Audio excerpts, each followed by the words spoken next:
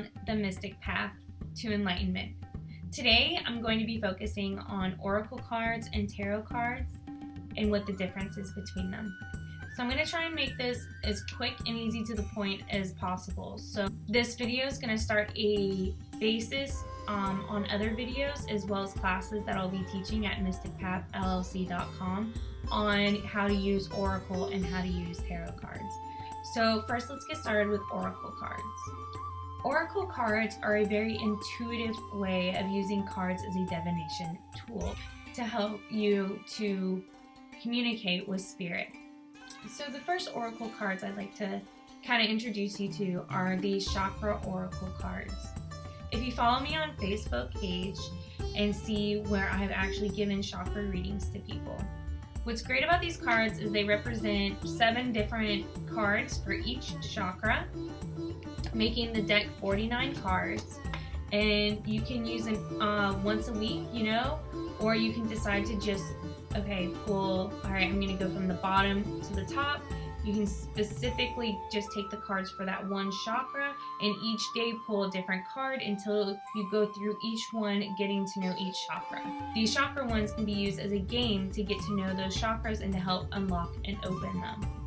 Other oracle cards, because they can be so broad and so intuitively created, they can also be intuitively used.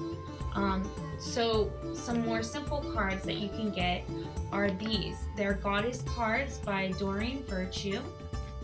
She's a very popular oracle card creator. You can get them pretty inexpensively off Amazon.com. So those have like Aphrodite, Dana. Here, I'll show you one just to give you an example of Dana, because she's on the box. And the card says, you have divine knowledge that can help others through your spiritual teachings. That is so great. So if you're a spiritual leader, obviously that card's going to resonate with you. Okay, so what if you're not a spiritual leader and that card does not resonate with you? Well, it also comes with a book that can kind of further help to explain the card. So here, your wisdom extends back into the far reaches of ancient times. You've brought this knowledge forward into your present incarnation to be a way shower so that others may benefit from your experience. Don't delay in expressing this wisdom. So have you ever had an itching to tell somebody something and you just keep hearing them talking to people and it's clear that they need some guidance and maybe they haven't asked you specifically, but you just really know that a piece of advice that they're kind of looking for, but they haven't approached you, just kind of ask politely, and maybe that's what this card represents. It can represent so many different things to different people, hence why it's intuitive. You can read the same message for 5 different people, but then when you really get down to it, the 5 different readings have 5 very different meanings, just when one same theme. There's also, you can get something cute like the magical unicorn, or you can get something a little bit deeper than that, like these Jesus Oracle cards, which are so great. This one is Ask and it shall be given. And then it also tells you where in the Bible that this passage is from, which is, this one's Matthew 7:7. So if you really enjoy the Bible, this is some oracle cards divination tool that can go along with using the Bible as well. There's also some other oracle cards like these. These are some dragon oracle cards that I picked up, and lo and behold, they are the major arcana to the tarot deck. They have a little bit different names. They have some different symbolism on them than some of the other tarot cards do, but basically the major arcana in itself, they're kind of like oracle cards. The major arcana is basically you're the fool and you're going down the path to enlightenment, and the major arcana cards just represent the different things that you're going to come across during that path to enlightenment. Another YouTube video specifically on major arcana and the different tarot cards, and how that even the major arcana can be expressed differently, but still having that same enlightened path. Really representing how once we're all down the enlightened path, we all are still on our own path. We're not all on the same path.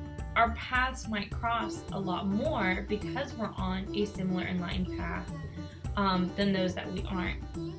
Another great oracle / tarot deck is I picked up these fairy tarot cards, but if you look at them, they are done also by Doreen Virtue. It's kind of got that same layout on it.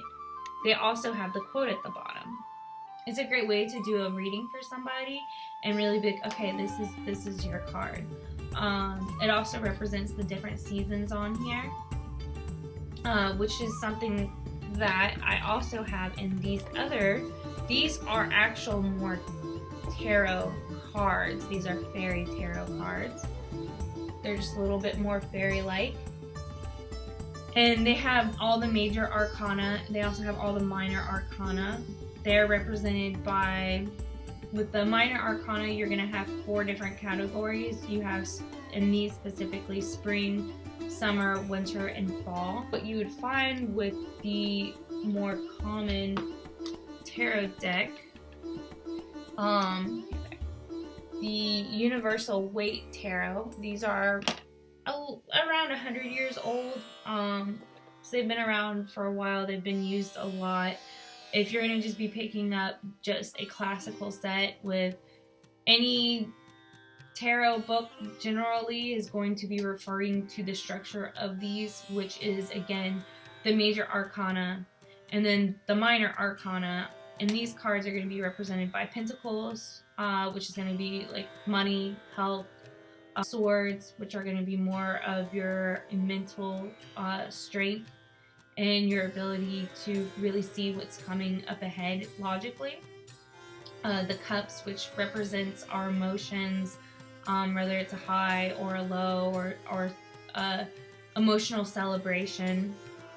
And then you're also going to have the wands or the rods, which represent our social life with people in general and also at the workplace.